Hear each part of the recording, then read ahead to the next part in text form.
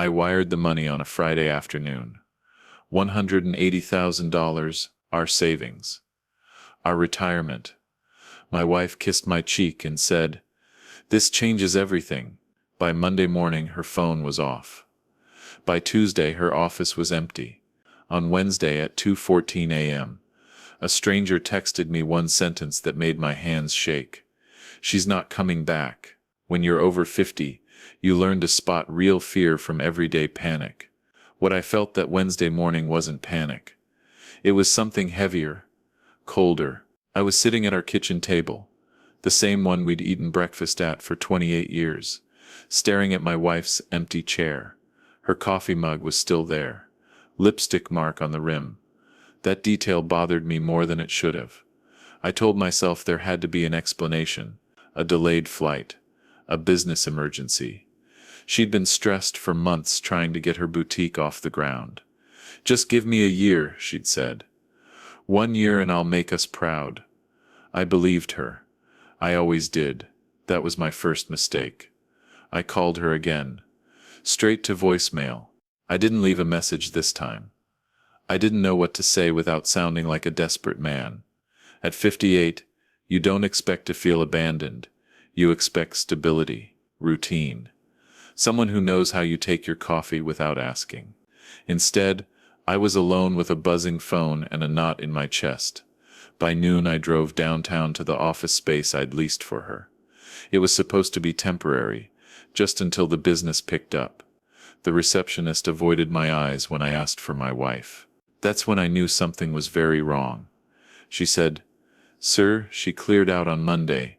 Cleared out, like she'd planned it. Like this wasn't a mistake.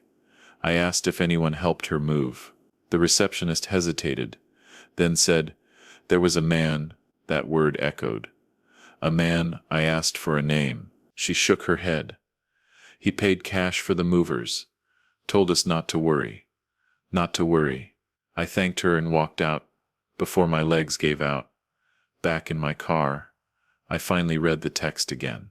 The one from the unknown number. "She's not coming back." No name, no explanation. Just a statement. I typed back, "Who is this?"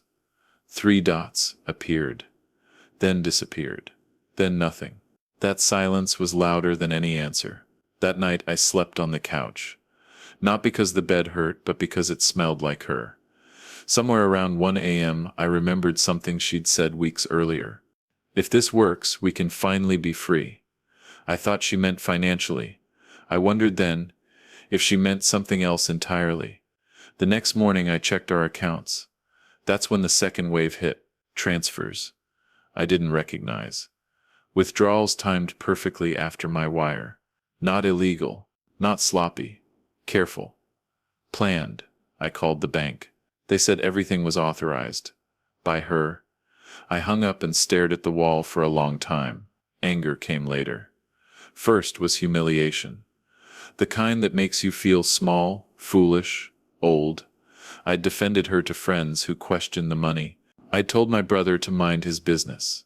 I'd told myself love meant trust, even when your gut whispers otherwise.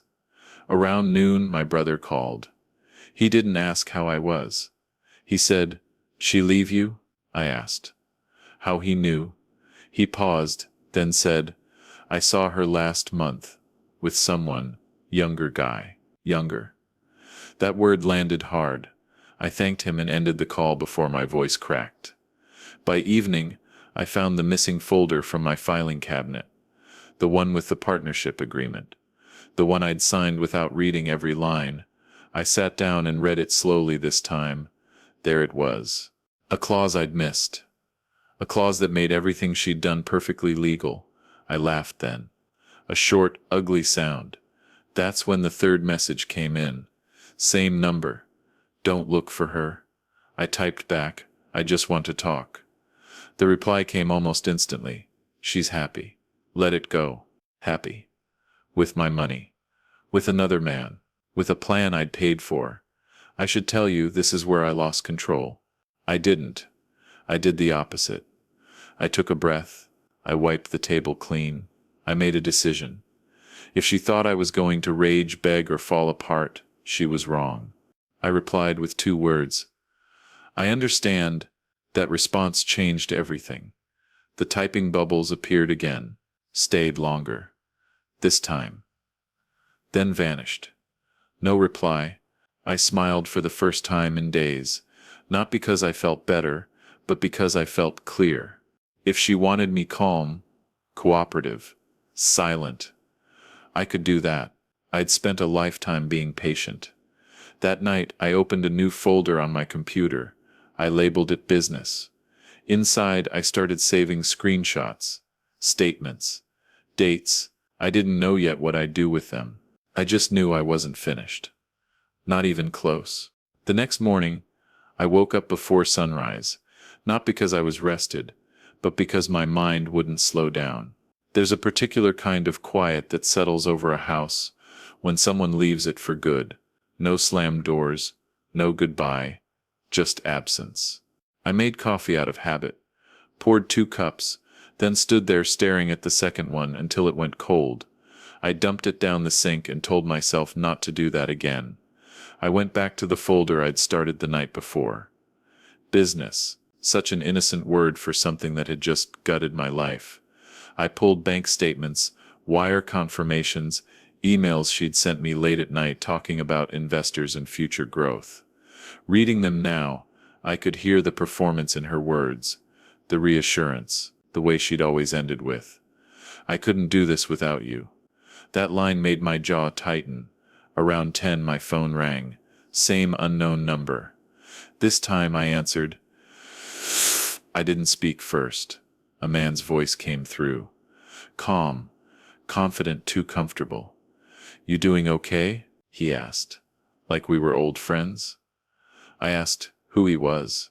He chuckled and said, "Someone who cares about her." I said nothing. Silence makes people nervous.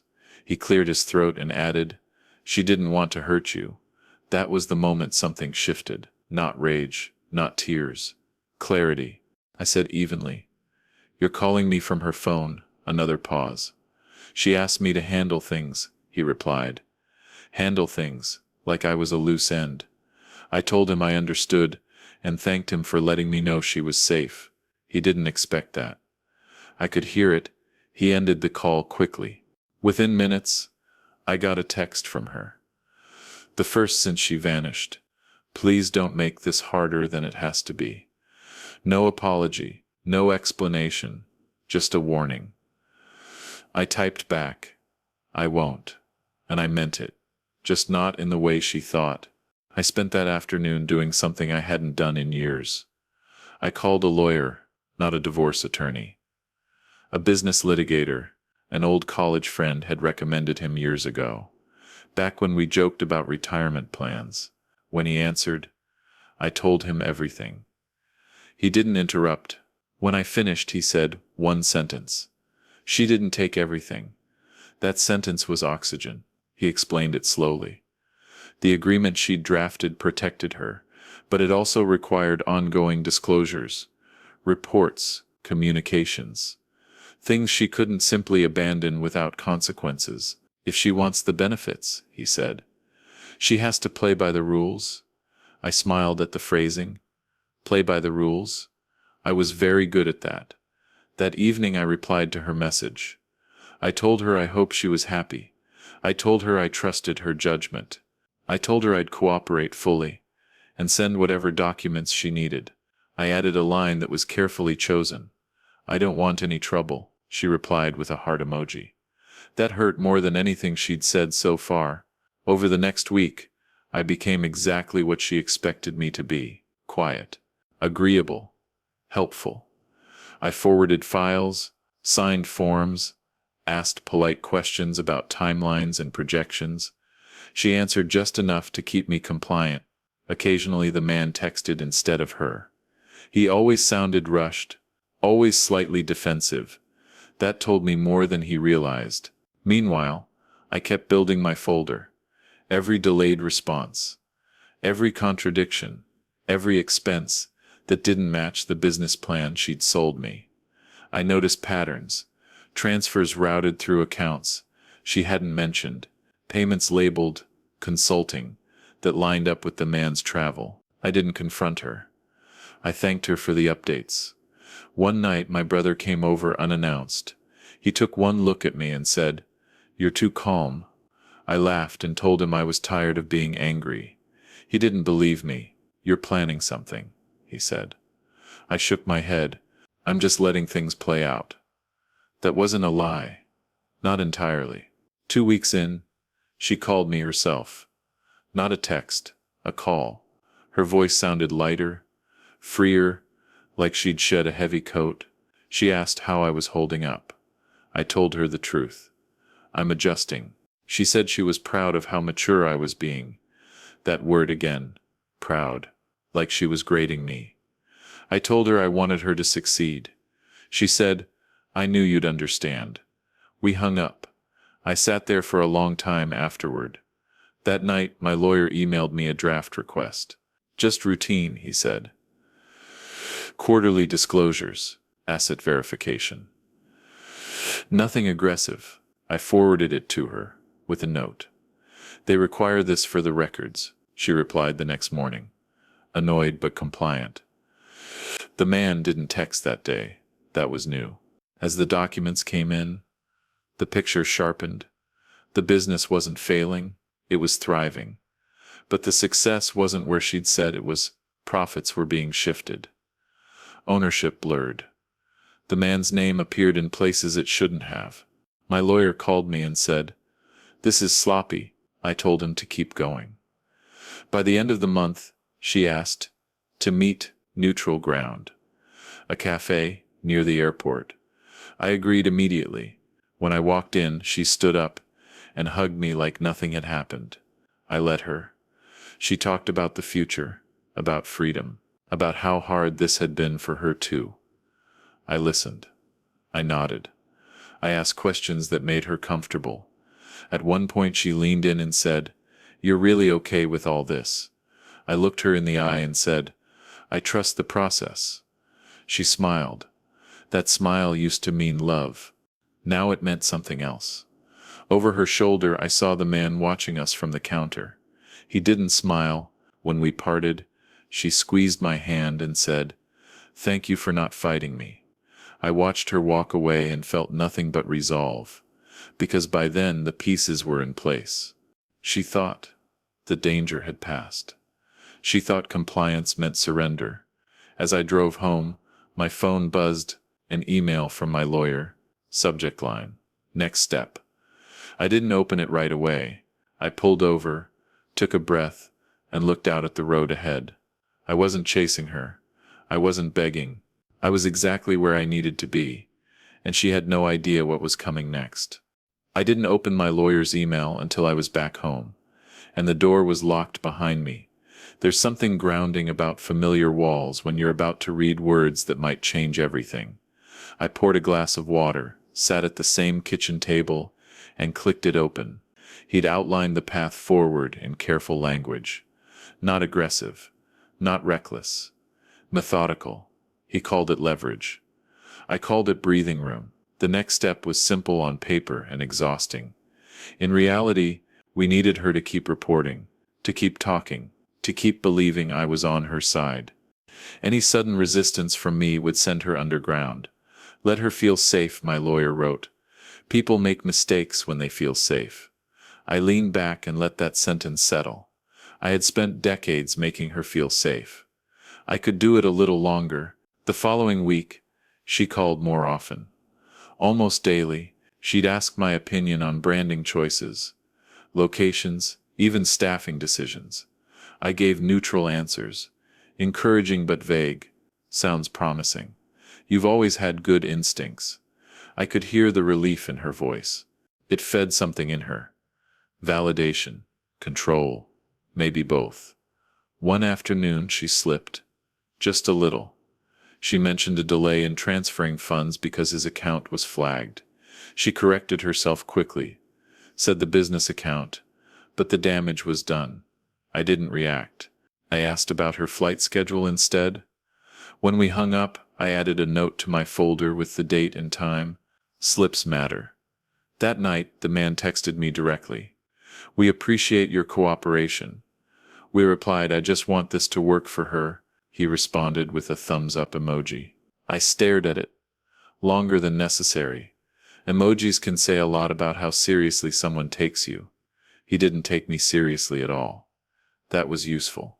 A few days later, my lawyer asked me to come in person. His office was quiet, understated, no flashy decor. He spread the documents out like cards. He showed me how the numbers didn't line up, how ownership percentages shifted month to month, how one signature was clearly added later. "This isn't criminal yet," he said. "But it's close."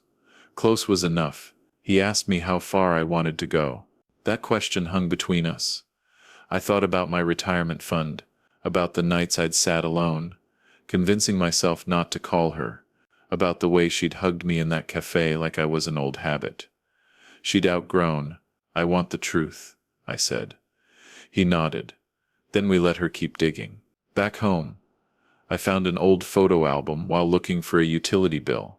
It was from our early years. Road trips, bad haircuts, cheap motels. We looked happy. I felt a flicker of something like grief, but it passed. Nostalgia doesn't pay bills, and it doesn't excuse betrayal. The next conversation with her was different. She was distracted, short-tempered.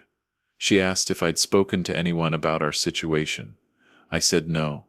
She asked if I was seeing anyone. I laughed softly and said, "I'm not ready." That seemed to satisfy her.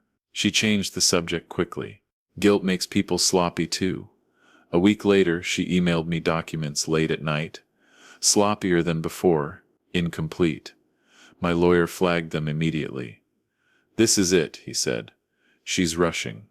He drafted a polite response requesting clarification. Nothing accusatory, just procedural. I forwarded it as is, adding, "They're just being thorough." She replied within minutes. Defensive, over-explaining, another slip.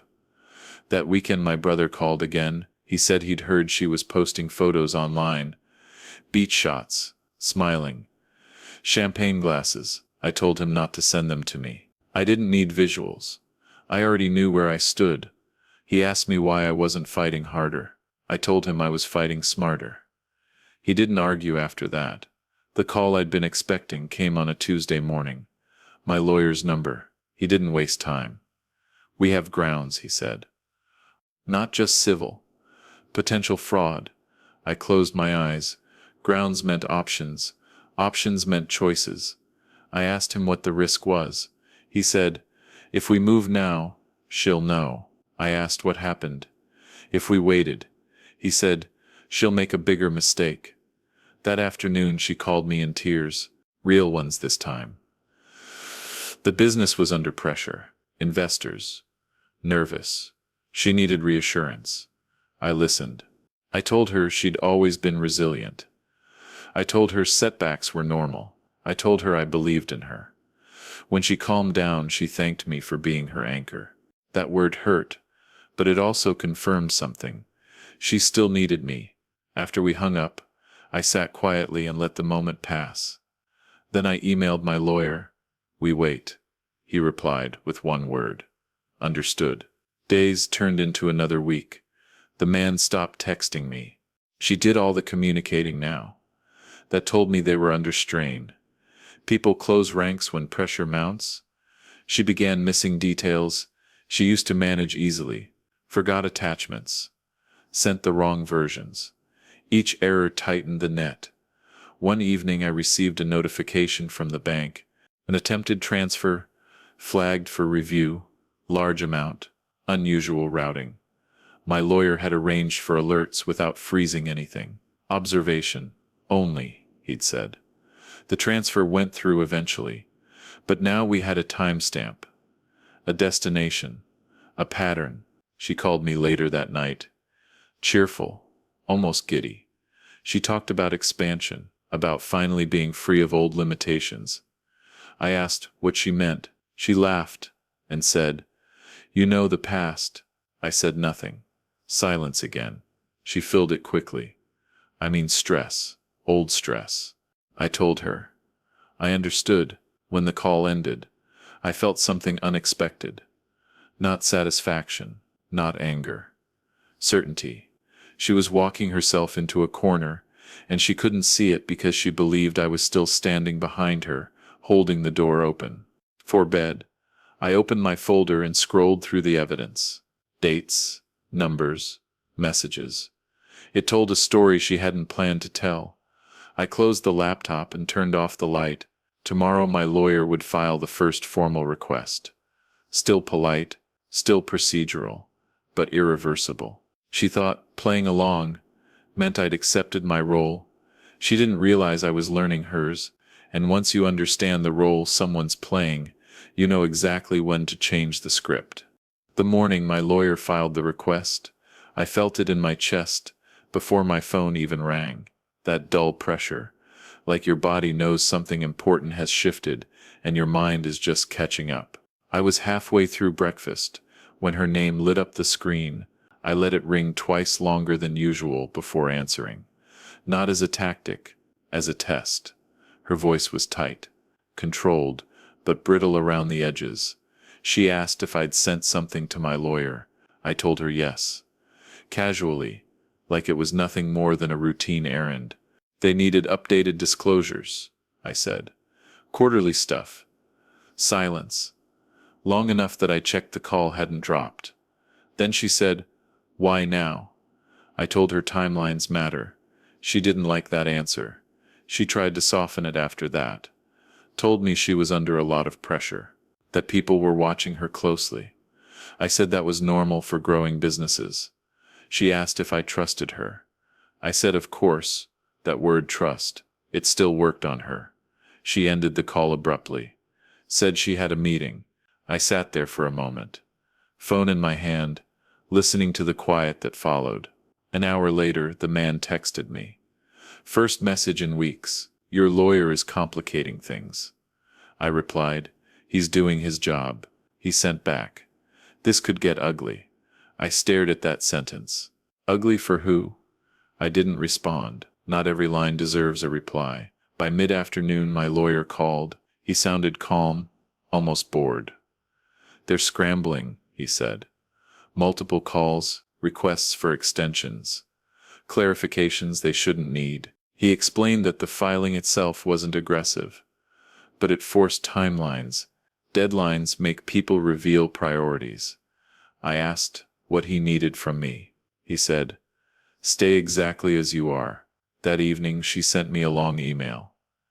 Too long, over-explaining again. She blamed accounting delays, staffing issues, travel fatigue. She reassured me the money was safe. She ended with, "Please don't let outsiders interfere with what we built." That word again. I forwarded it to my lawyer without comment. 2 days later, she asked to meet again.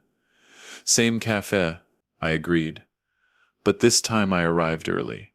I wanted to see what she did before she saw me.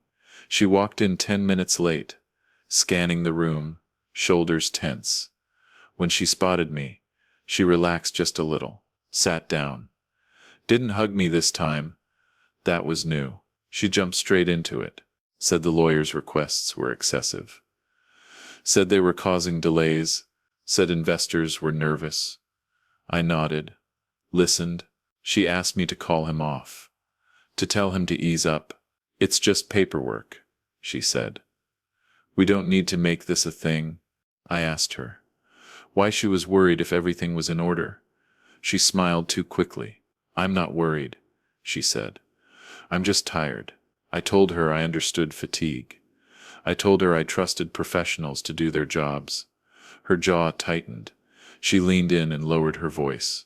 Do you want to hurt me? That question landed heavier than anything else she'd said. I met her eyes and said, I want clarity. She looked away first. When I got home, my lawyer had left a voicemail. They've requested mediation. Mediation. That was fast. He explained it was often a stalling tactic. They're trying to slow the clock, he said. I asked if we should agree. He said yes. People talk in mediation, he added. especially when they think they're negotiating. The mediation was scheduled for the following week. Neutral office, neutral mediator. My lawyer handled everything. I showed up looking exactly like I always did, calm, reasonable. She arrived with the man. That was a choice. I saw it flicker across her face when she realized I hadn't brought anyone else. Just me and my lawyer. The mediator asked us to speak openly. She did most of the talking, framed everything as misunderstanding, emotional decisions, growth pains. The man nodded along, arms crossed, eyes fixed on the table. When it was my turn, I kept it simple. I said I wanted transparency. I said I wanted what I was owed. I said I didn't want conflict. The mediator smiled. People like neat stories. At one point the mediator asked about specific transfers. My lawyer slid documents across the table. Not accusations, just questions. Dates, amounts, destinations. The man finally spoke. His voice was sharp, defensive. He said the transfers were standard practice. My lawyer asked him to explain the routing. He couldn't. He deflected. That was enough. The session ended without resolution, which was exactly what my lawyer wanted. As we packed up, she pulled me aside. Her voice dropped to a whisper. "Why are you doing this?" I looked at her and said, "I'm following the process." She shook her head like she didn't recognize me. That hurt, but not in the way she expected. That night my phone buzzed repeatedly. Calls I didn't answer. Texts that shifted in tone. First reassurance, then frustration, then anger. "You're ruining everything," one message said.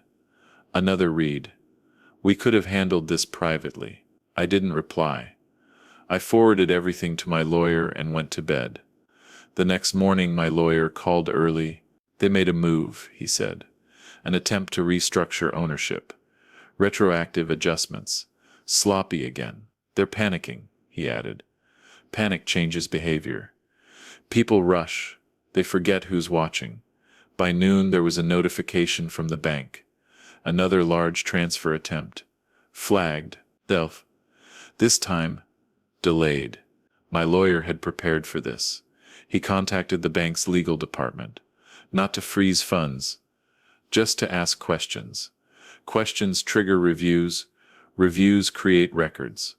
She called me that evening, furious. No tears, no softness. Just anger. She accused me of betrayal, of sabotaging her, of choosing strangers over family. I let her speak. When she finished, I said quietly, "You left." Silence. Then a sharp inhale. Then she hung up. I sat there afterward. Phone still warm in my hand. That was the first time she'd acknowledged it without words. That she'd left. Not just physically, legally, emotionally, strategically. And now the ground beneath her was shifting. Before bed my lawyer emailed me an update. Subject line: escalation. He explained that the bank's review would likely trigger further scrutiny. Nothing immediate, nothing dramatic. But once that wheel starts turning, it doesn't stop easily. I replied with 2 words. Proceed carefully. As I turned off the light, I realized something that surprised me. I wasn't waiting for revenge anymore. I wasn't counting the days. I was watching a process unfold. One she'd set in motion herself. I had paid for her dream. She had run away with it. And now, step by step, that dream was becoming something she could no longer control. The first official notice came on a Thursday afternoon. Not dramatic, not explosive, just a formal email copied to too many people to ignore. The bank required additional verification before releasing any further funds. Temporary pause. They called it. Temporary pauses have a way of becoming permanent problems. I read the email twice, then forwarded it to my lawyer. He replied almost immediately. "This is the crack." That evening, she didn't call. Neither did the man. The silence felt different.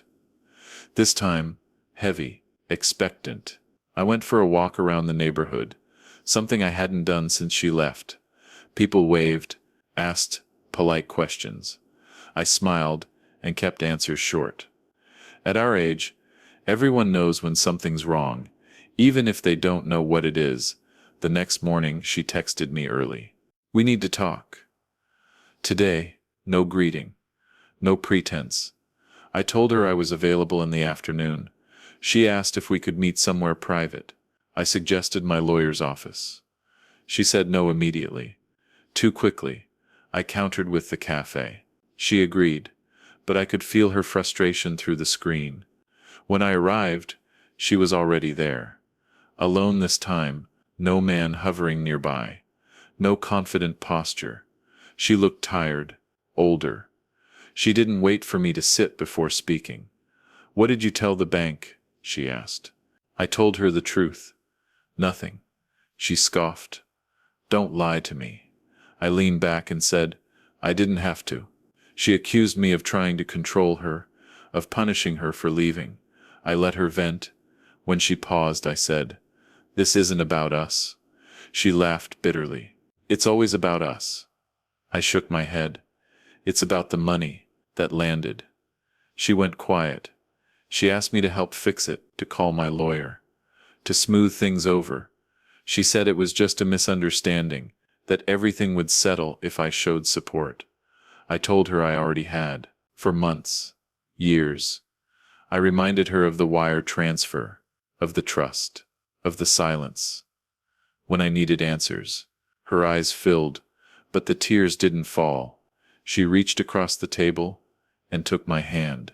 That simple gesture unraveled something in me. I almost pulled away, but I didn't. She said, softly, "I never meant to hurt you." I believed, she believed that intent doesn't change impact. I told her I needed transparency now, full disclosure. No filters. She nodded too quickly. "Of course," she said. That afternoon, my lawyer received a flood of documents.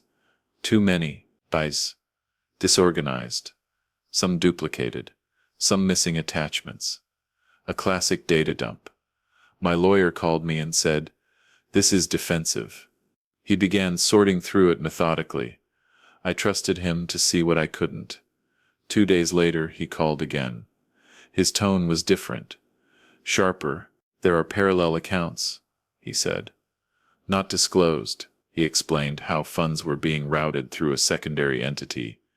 Legally gray, possibly illegal. "Did you know about this?" he asked. I told him no, he said. Good. That night she called me in a panic. The bank had frozen one account entirely. Not ours. Hers. The one she used day to day. She said she couldn't access payroll, rent. She asked if I could float her temporarily. Just until this clears. I closed my eyes. The audacity almost impressed me. I told her I couldn't without advice. She cried then. Real crying. I stayed quiet until she stopped. "I need you," she said. Not love, not apology. Need. I told her I would see what I could do. I hung up and didn't move for a long time. Then I called my lawyer. He said what I already knew. "If you give her money now, it complicates everything," I asked. What he recommended. He said, "Let the system do its work." The next morning, the man finally reached out. Long message, accusatory. He blamed me for the bank's actions. Said I was acting out of spite. Said I was risking everyone's future. I replied with one sentence. "I followed your advice to keep everything above board." He didn't respond. By midweek, rumors started circulating. Investors asking questions. Vendors delaying shipments. Pressure coming from every direction. But she called less frequently now. When she did, she sounded defensive. Tired, angry at the wrong people. She told me the man was stressed, that he wasn't sleeping. I noted it silently. Stress fractures widen quickly. My lawyer scheduled another mediation. This time they agreed without hesitation. That alone said everything. At the session, the tone had shifted, less confidence, more urgency.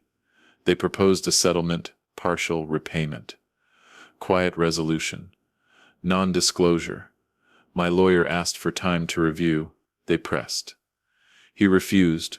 When we stepped outside, she cornered me. Her voice was low, urgent. "Please," she said. "If this goes further, everything collapses." I looked at her and asked, "Why?"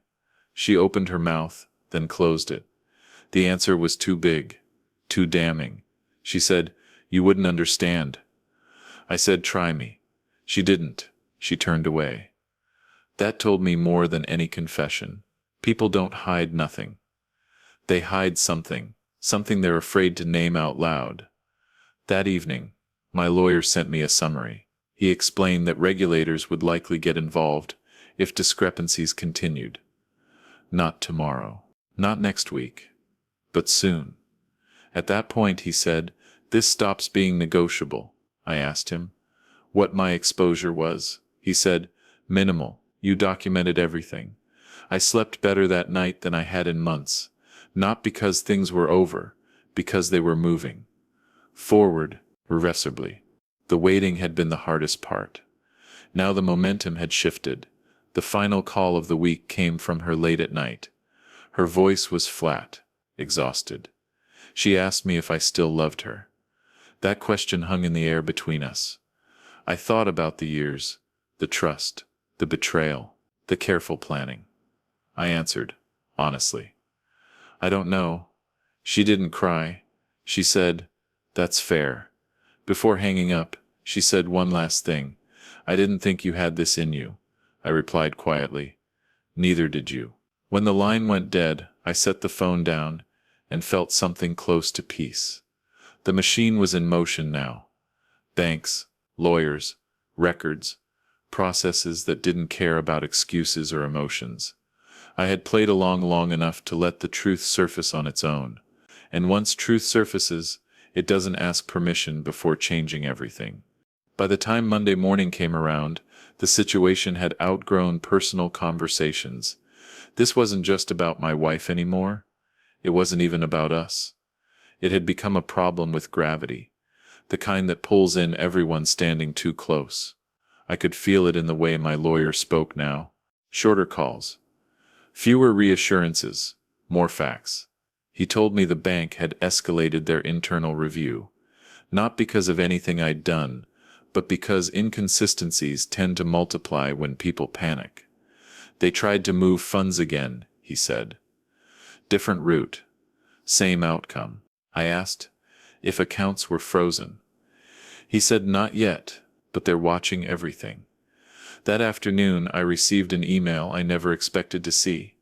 It was from one of her investors. Polite, carefully worded. They were seeking clarification about my role in the company. I forwarded it to my lawyer. He replied, "Say nothing." Silence again was doing its work. She called me that evening, her tone oddly calm, too calm. She told me they were considering restructuring, bringing in outside oversight. "Just temporary," she said. I asked, "Who suggested it?" She hesitated, then said, "The board." There was no board. That was another slip. I didn't correct her. I asked what she needed from me. She said, "Support." Support had become a flexible word. It could mean money, silence, cover. I told her I'd continue cooperating with the process. She didn't like that phrasing. "You're hiding behind lawyers," she snapped. I said, "You taught me to protect myself." That ended the call. 2 days later, my lawyer requested a formal accounting. Not aggressive, not accusatory. Required by procedure, he said. Required by the situation, I thought. The response was delayed, then partial. Then delayed again. Deadlines were missed. Extensions requested. Each one noted. Each one added weight. The man called me late that night. First time he'd used his voice in weeks. He sounded tired. Defensive bravado stripped away. "You don't know what you're doing," he said. I told him I knew exactly what I was doing.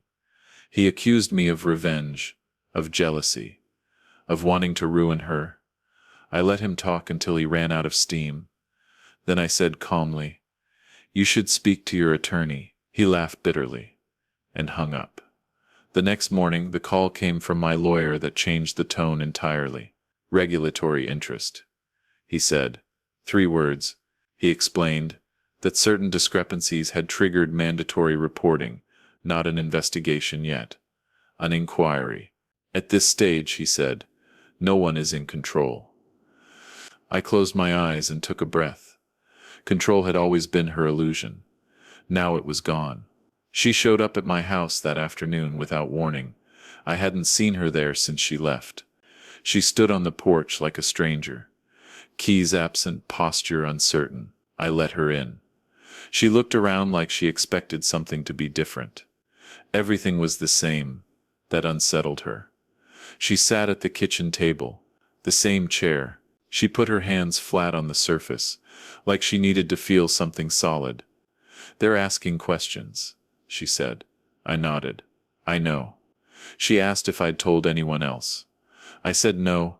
She asked if I'd planned this. I said no. I reacted. I added. That distinction mattered. She told me she was scared, that the man had promised her protection, that he'd said he knew how to handle money, that she hadn't realized how deep things had gone. I asked her why she hadn't told me sooner. She didn't answer. She said she didn't think I'd understand. That word again. Understand. I looked at her and said, "You never gave me the chance." She asked me what would happen next. I told her the truth. People will ask questions. Lawyers will answer some of them. Others won't have answers. She asked if she was going to lose everything. I said I didn't know. She asked if I would help her. I paused. That pause stretched longer than she liked. "I'll tell the truth," I said finally. She flinched. She asked if that was a threat. I shook my head. "It's a boundary." She nodded slowly, like she was adjusting to a new reality where I wasn't cushioning every fall. That evening my lawyer called to tell me subpoenas were likely, requests for documents, communications, records. "You're prepared," he said. "They're not." I asked him if I needed to worry. He said, "You did nothing wrong." That sentence settled something deep in my chest. The days that followed blurred together. Emails, calls, notifications. My role was minimal now. Observer, witness, participant by proximity. Not action. She called less often. When she did, she sounded hollow. The man disappeared entirely. His silence was louder than his accusations had ever been. One afternoon my brother came by. He listened quietly as I explained what was happening. He shook his head and said, "You loved her." I said I still did, in a way. Love doesn't vanish cleanly. It fractures. He asked if I felt guilty. I thought about it. "I feel responsible," I said, "not guilty." Near the end of the week, my lawyer sent me a draft statement, just in case. Clear, factual, no emotion. He asked me to read it and tell him if anything was inaccurate. I didn't change a word. "The truth doesn't need editing," she called me that night. Voice barely above a whisper. She said the inquiry had become formal, that her accounts were frozen, that she didn't know how she'd pay rent. I told her I was sorry. She asked if I meant it. I said yes. Compassion doesn't require self-destruction. Before hanging up, she said, "I thought playing along meant you'd forgive me." I replied quietly. It meant I'd survive. She didn't respond. The call ended. As I sat alone in the quiet house, I realized something important. Revenge had never been the goal. Control hadn't been either. All I'd done was stop protecting someone from the consequences of their own choices. The system did the rest. Whatever happened next would happen without my guidance, without my money, without my silence. I had paid for her dream. She had run away with it. And now, finally, she was facing it on her own. The first letter arrived by certified mail. Heavy envelope, official seal. I didn't open it right away. I set it on the counter and stared at it like it might move on its own. When you've lived long enough, You learn that some pieces of paper change the temperature of a room before you even read them. This was one of those. My lawyer called before I could open it. He already knew. It's starting, he said. Requests for documents, timelines, interviews, nothing dramatic, nothing theatrical. Just the slow grinding machinery of accountability. I asked him what he needed from me. He said, exactly what you've been doing. Honesty, consistency. I opened the envelope after we hung up. It wasn't addressed to me as a suspect. It wasn't even adversarial. It was procedural. That word again, procedure, had become my shield. I read every line carefully, then placed it back inside and filed it in my growing stack.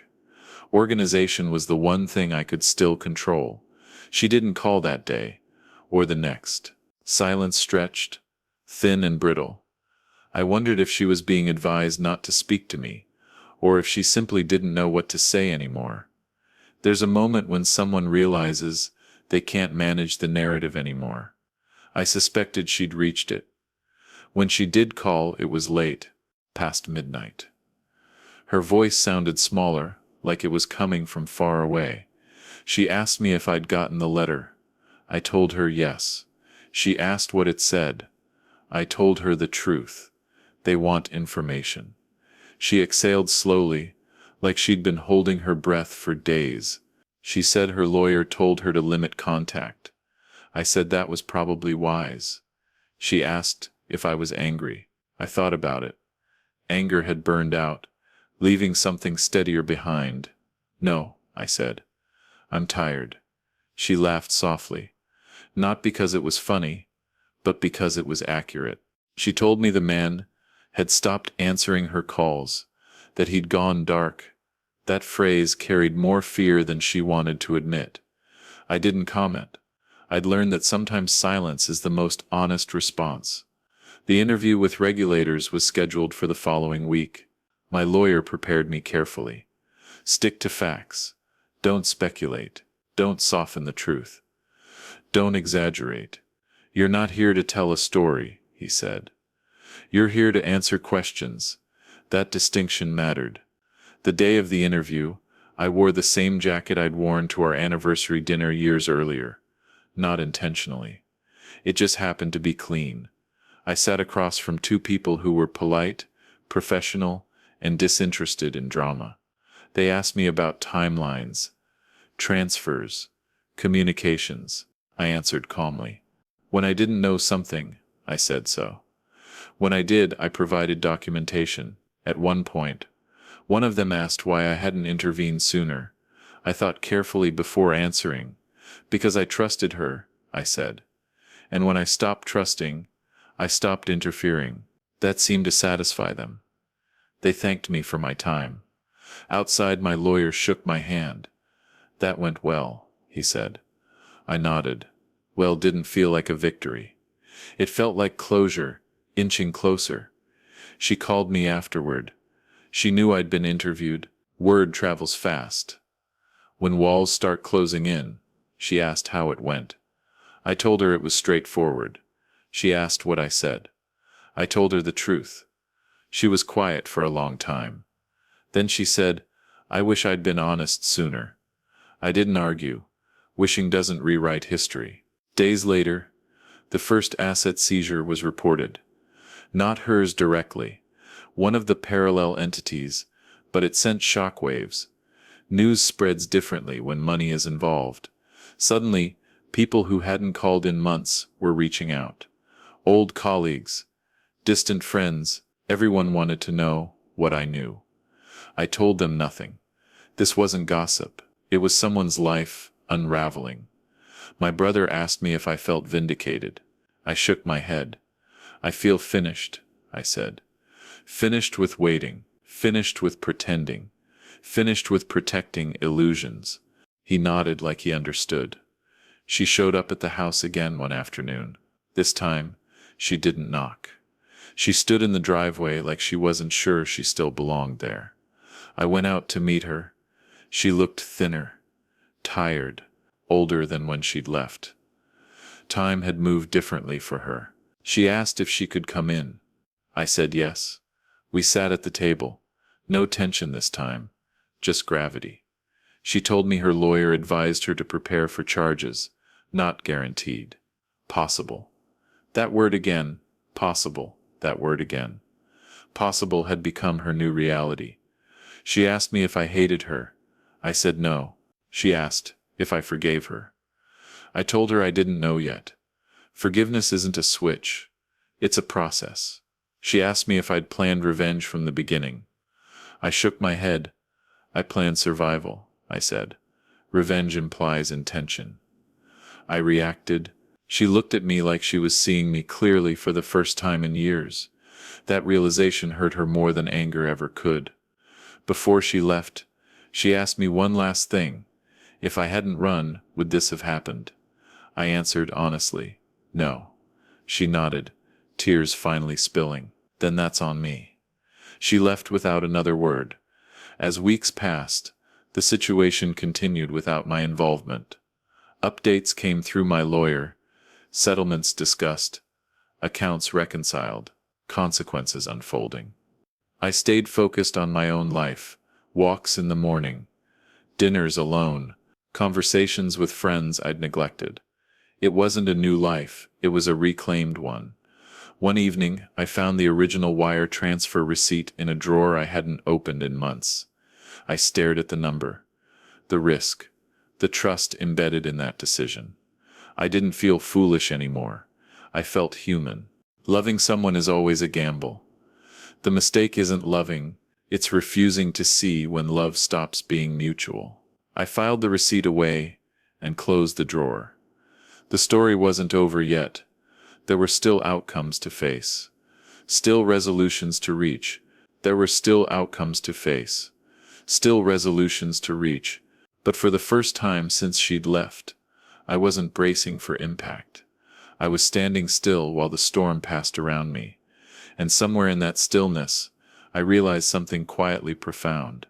Playing along hadn't made me weak. It had given me the space to step back, observe, and let the truth do what it always does when no one gets in its way. By the time the second letter arrived, I wasn't afraid of envelopes anymore. I recognized the weight, the tone, the inevitability. This one was different, though. It wasn't a request. It was a notice. Proceedings were moving forward. Timelines were set. Things were no longer theoretical. They were scheduled. My lawyer called later that day and confirmed what I'd already understood. This is out of everyone's hands now, he said. Not hers, not mine, not even his. Institutions had taken over. I thanked him and hung up, feeling an odd sense of relief. When responsibility is distributed, guilt loses its grip. She didn't contact me for nearly 2 weeks after that. I imagined her days filled with meetings, legal jargon, sleepless nights. I didn't imagine the man anymore. He'd faded from the story like a character who exits before the final act. That absence said everything. People who promise protection often vanish first. When she finally did reach out, it was by email, short, measured, probably reviewed by someone else before being sent. She asked if I would be willing to provide a statement on her behalf. Not to deny facts, just to contextualize intent. I read it twice. Then I forwarded it to my lawyer. He called me within minutes. "You're not obligated," he said. "And it won't change the facts." I asked him what he thought I should do. He paused. "Do what you can live with." That answer stuck with me. I didn't want to hurt her. I also didn't want to lie. In the end, I replied to her directly. I told her I would not speak against her, but I would not soften the truth. She didn't respond. Life outside the situation continued. Quietly at first, I started volunteering at a local food pantry on Wednesdays. Not out of guilt, out of grounding. Being useful in small, honest ways reminded me that not everything requires strategy.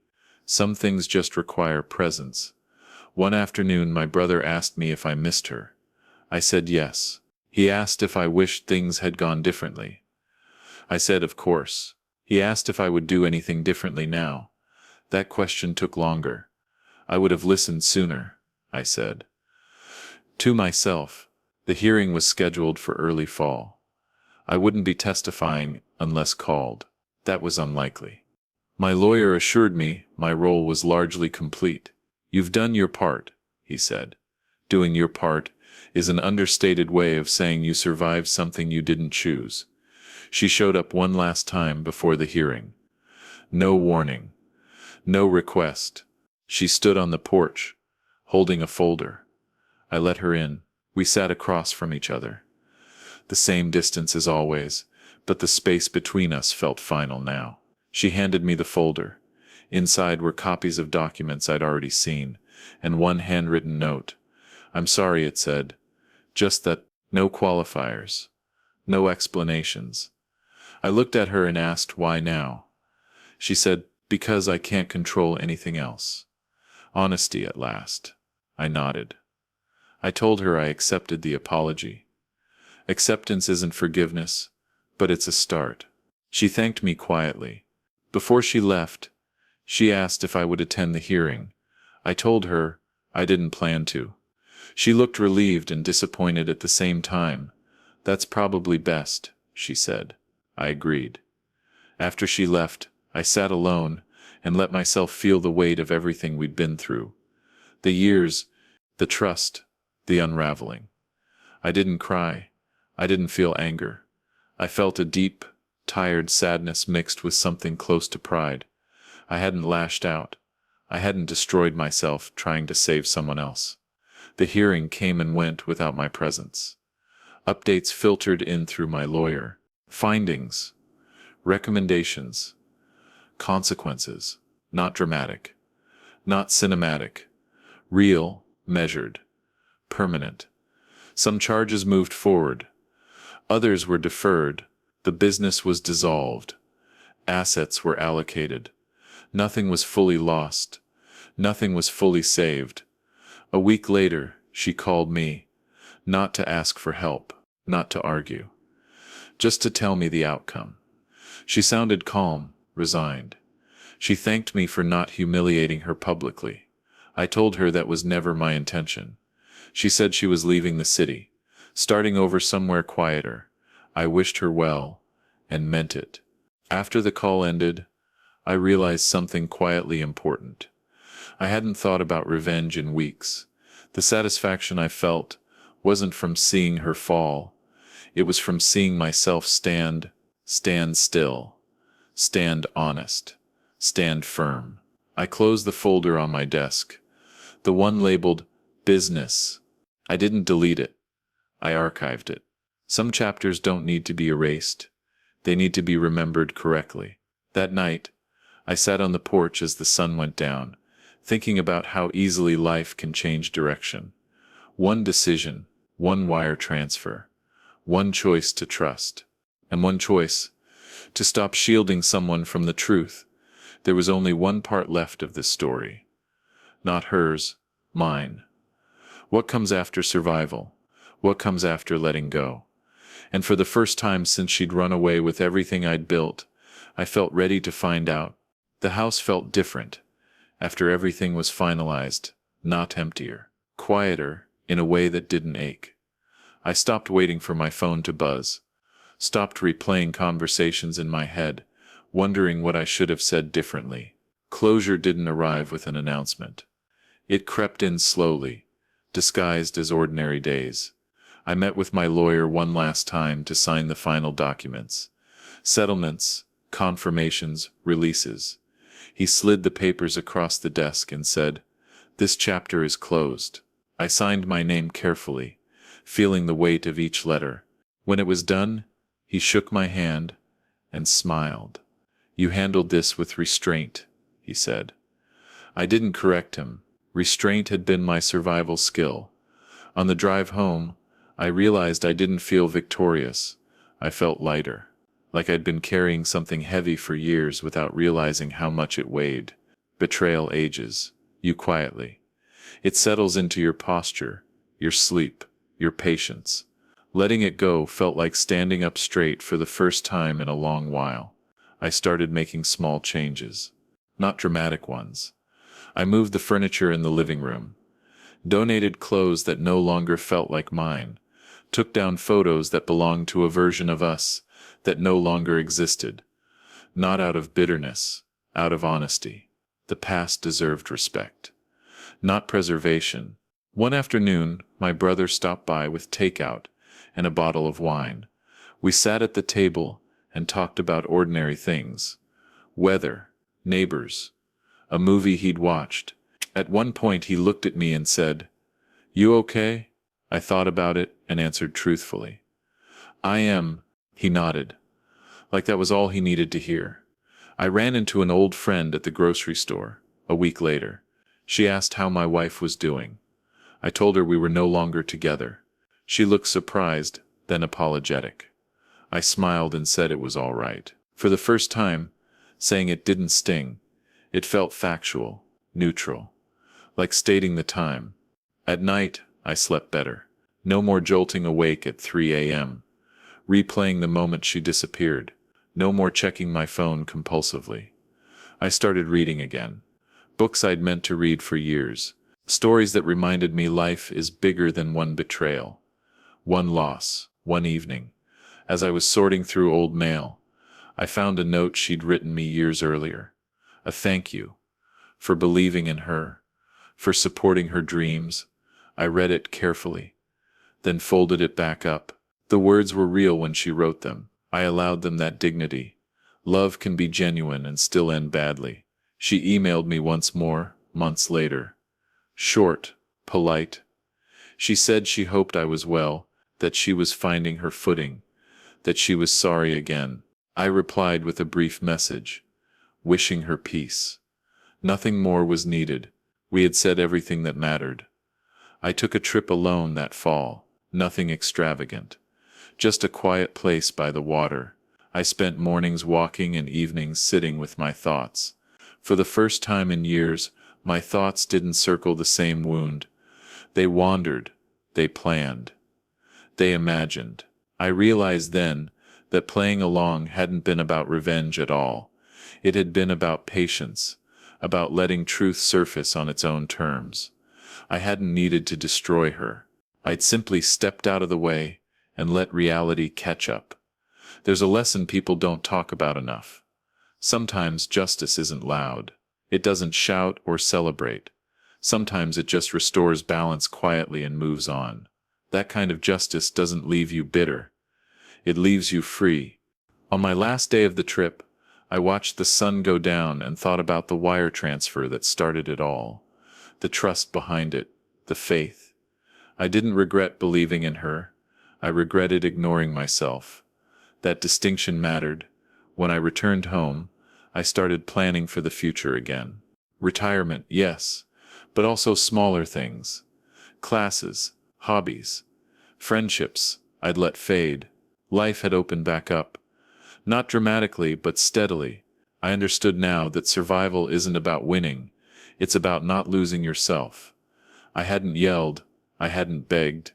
I hadn't burned everything down. I had observed, documented, and waited. And in doing so, I'd protected the one thing that mattered most, my dignity. If there's one thing I'd tell anyone listening to this story, it's this. When someone betrays you, you don't owe them your collapse. You don't owe them chaos. Sometimes the strongest move is calm. Sometimes the most powerful response is patience. I paid for my wife's business dream. She ran away with her lover thinking I'd fall apart or chase her down. Instead, I played along, and by doing that, I didn't just survive what she did to me. I reclaimed myself.